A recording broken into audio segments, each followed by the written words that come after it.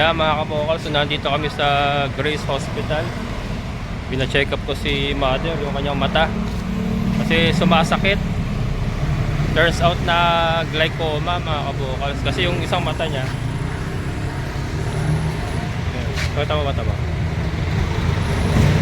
Yung isang mata niya mga kabokal, permis na mumula sa masakit nga hanggang sa ulo. Maabot sa ulo yung sakit. So glaucoma pala yun. Yung ugat niya mataas na yung pressure, ganun pala yun mga kabokals.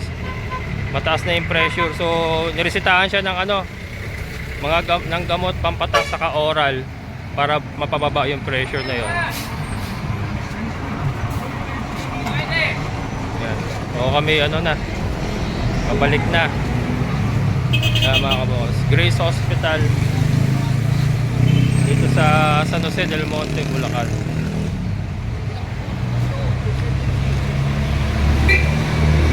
Ayan mo maka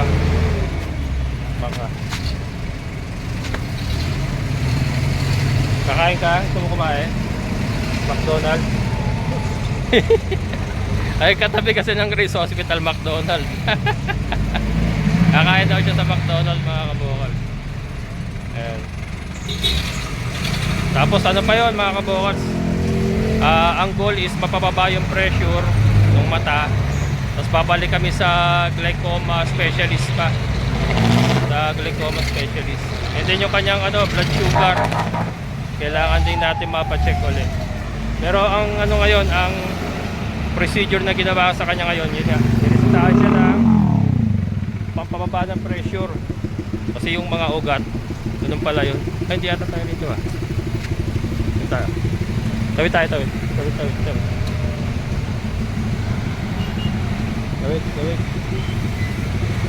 Ayan, dito tayo.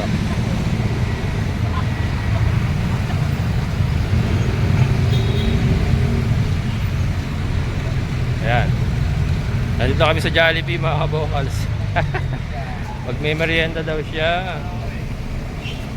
Jollibee, McDonald's pala. Jollibee tuloy, McDonald's mga kabokals. Ayan. Anong gusto mo? Anong gusto mo? Burger. Ano pa? Ay, wag ka na masyado soft drinks ngayon na lang uli mataas ang sugar mo. Ngayon na lang uli Ha? Sige. Burger lang. Ano pa? Spaghetti. So spaghetti? Ha? Burger sa spaghetti. Ice cream. Puro matatamis. Wag na. Matamis pala Wait lang. Ayan na mga kabukal. So, saya ka na. So ito, pasalabo ko sa anak ko. Dalawa sila mag-asawa. Mga burger.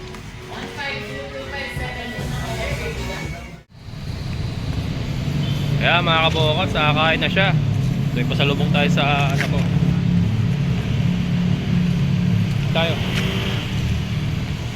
Dadaan pa tayo ng butika, bibili tayong gamot mga kabukal. Dito ka parado yung motor ko. Bakit daw dito kami nagpunta?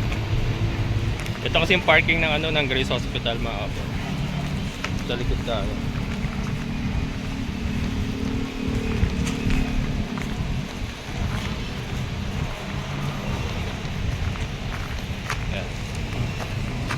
Grace Hospital yan mga kabokal. Maligod tayo. Ito yung ating chiding. Chiding. Kaya mga kabokal, sa tayo sa gilid ng Star Mall. Bili tayo gamot. Sa generics na lang. Kasi pagka sa Miyerkules, papasok pa ako ng Star Mall. Tingnan natin kung meron dito.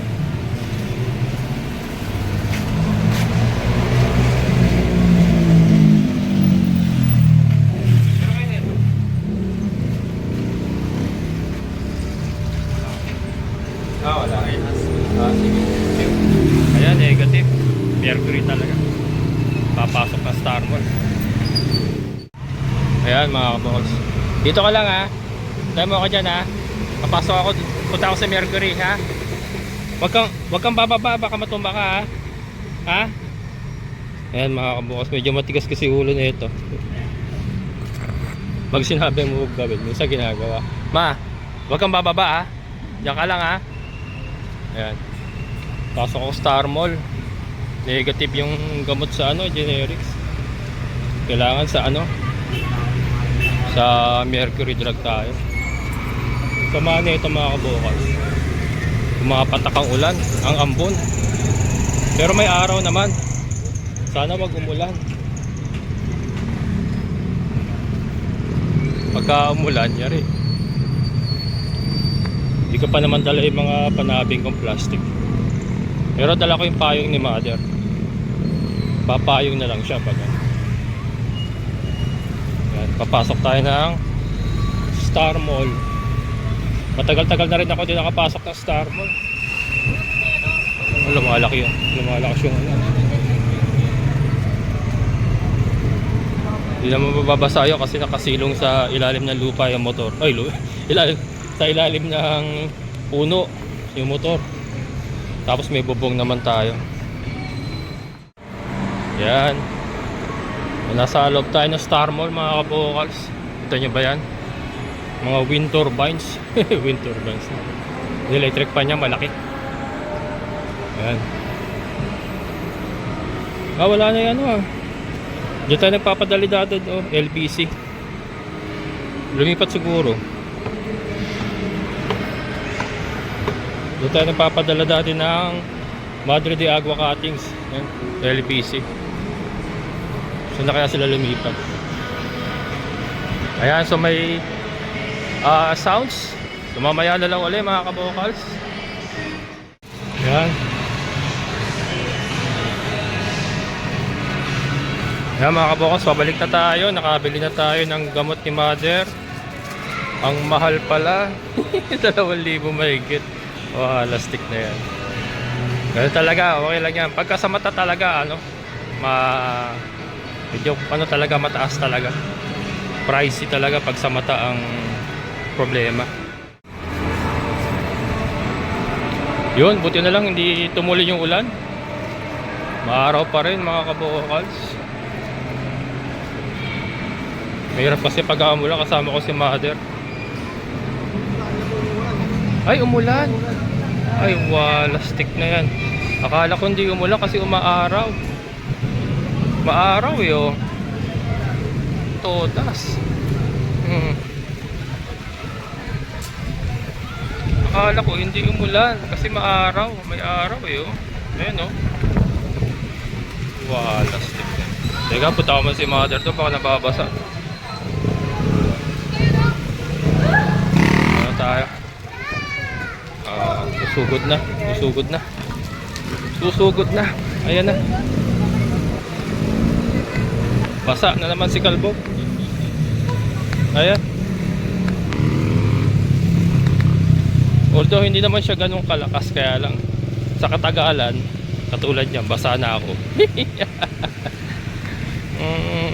Lastik na yan. Umaaraw ha. May kinakasal na kapre mga kabukas. Ganun daw yun Ay, tikba lang. Tikba lang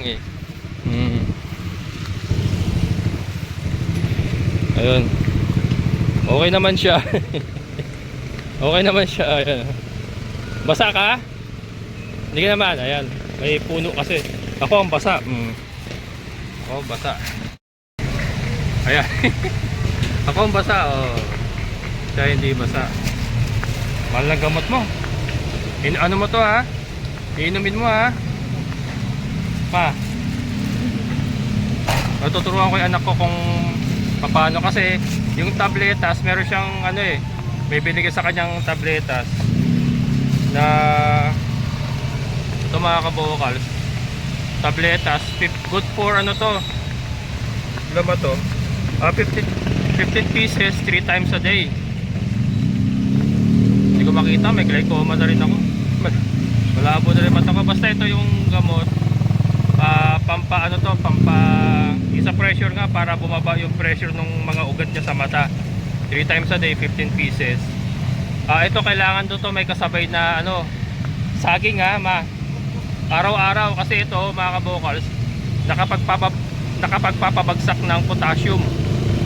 Kaya kailangan pag nag-take siya nito, lagi siyang kakain ng saging, may kasabay na saging lagi. So ngayon, bibili pa ako ng saging. Saka tayo bibili ng saging. Ayan, maghahanap pa tayo ng saging mga kabokals. And then meron tayong pampatak. Ayan, ito yung pampatak niya. Ano rin to? Para sa pressure dito ng mata niya, para bumaba din yung pressure ng mata niya. Ano pala yun mga kabokals, pagka masyadong mataas yung pressure ng mata dahil sa gegloma, yung mga ugat po ng mata nasisira. So nagiging permanent damage na siya. So ako rin pala kailangan ko magpa-check kasi medyo blurred na rin yung paningin ko minsan. And then ano, diabetic din ako. So baka ano, nag-uumpisa na yung glaucoma sa akin. Ano pala yun, ganun pala yun, pagka napabayaan nagiging permanent damage siya hanggang sa hindi na siya makarecover, mabubulag. So doon pala yung ano, nangyari. So yun, at least yung kabilang mata niya okay pa naman, yung isa lang ang talagang blurred na. Sabi nga ni Doc, ano na yun, permanent damage na. At least yung isang mata nakakita pa. Eh nito, mahabol natin para hindi na yung damage hindi na lumaki pa yung damage sa mga ugat niya. At ayan, umuulan pa. So patitilahin lang muna natin konti. So ayan. Ayan. Buti na lang nandito tayo nakaparado sa ano, sa ilalim ng puno ng ano ba to? Kalachuchi. Ano ba puno to? Malaki ha. Oh. Walas, umaaraw, umuulan. May kinakasal na tikbalang. At alas 5 na, gagabihin na naman ako mga kabukol sa pagbalik, sa pag-uwi. Nakpa, matindi-tindi to. Lalong ano kumukulog-kulog, mukhang lalakas pa lalo mga kabukol.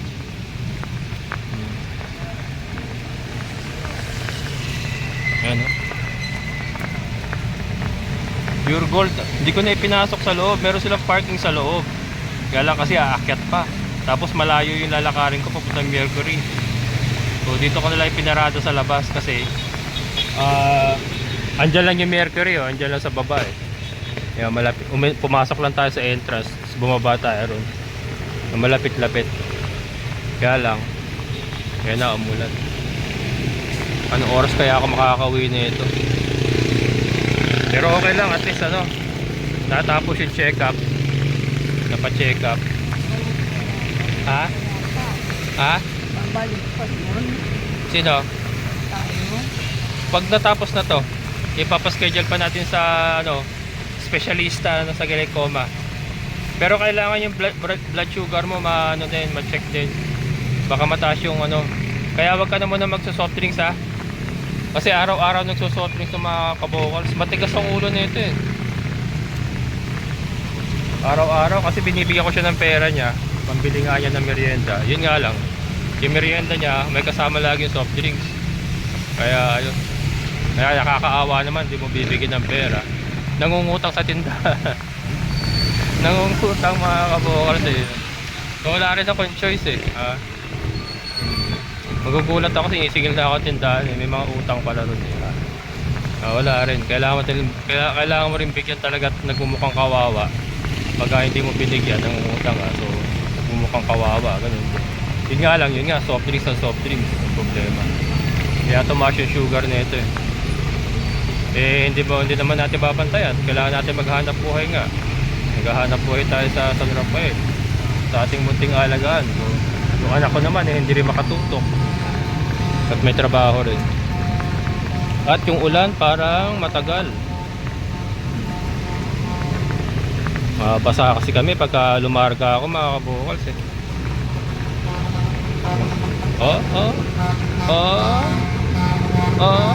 Gumaganyan ka pa. Nauso yung ganyang busina mga kabukals.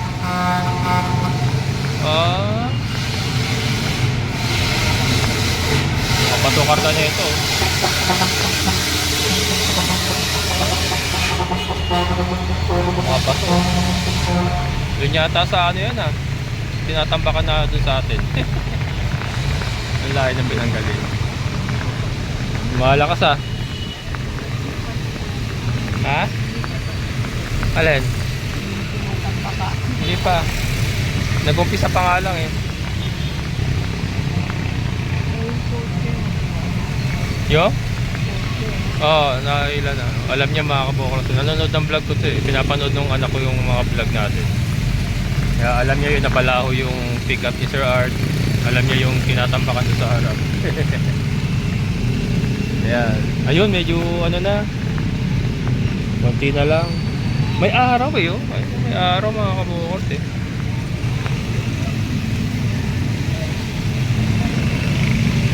Ayan. San Jose del Monte pala mga kabokals. Star Mall, San Jose del Monte tayo ah. Tayo. Buti na lang may bubong na yung ating Raptor. Dati walang bubong kaya nako. Malamang pag-uwi ko nito umuulan din dun sa San Rafael mga kabokals. Kila Kuya Greg na naman ang parada nito ang ating Raptor. Buti mabait sila Kuya Greg. But may mga kaibigan tayo na yun sila katulad nila Kuya Greg na na hinga natin ng tulong ganyan. Nakakaparada tayo sa kanila. Medyo gumagaan ang buhay natin ang ating kalagayan.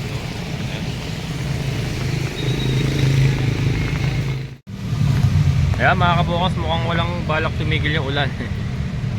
Pinagpayong ko na lang. Tapos may payong mo ma. Pagka tumakbo tayo, yan, ihaharang mo yun sa harap kasi mababasa ka nung parating na ulan. Ha?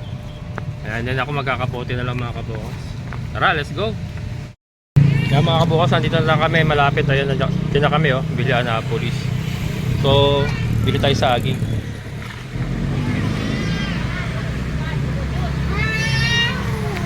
Kaya magkano saging? 75 kilo. Lakatan po ba ito? Jordan. Ilan po yung lakatan?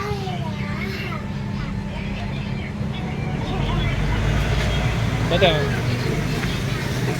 75.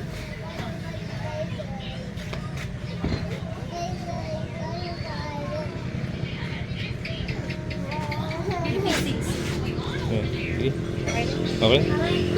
Hinog naman ito, no? Sakto lang, maliliit. Hindi na ubos na yung mother pag malalaki.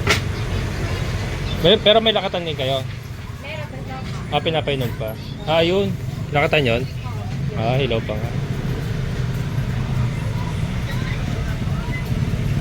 Thank you. Yan mga kabukals, saging. Ano lang naman to?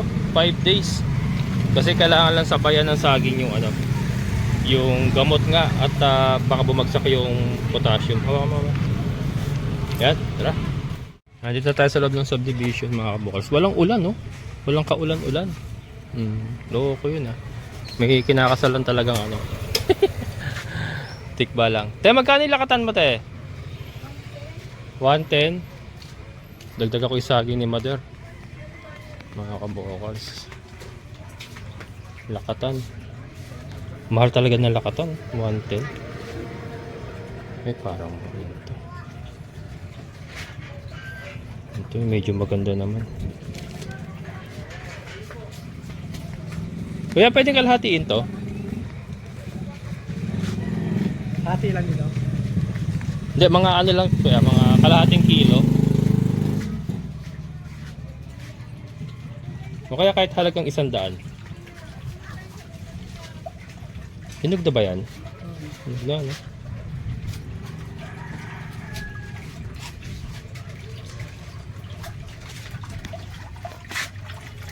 Dapi, aboy.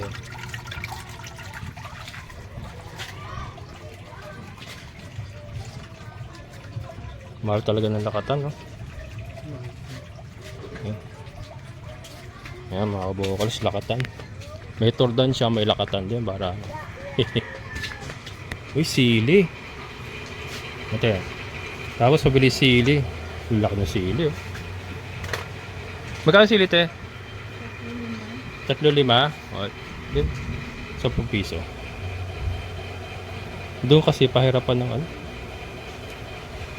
Joseph! Yan. 10 piraso. 10 piso.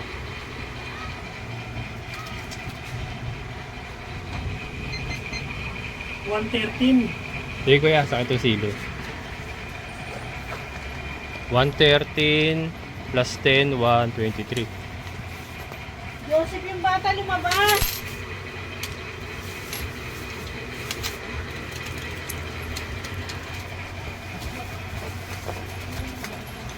Yan. Dami na to mga kabukal. Sakto na to.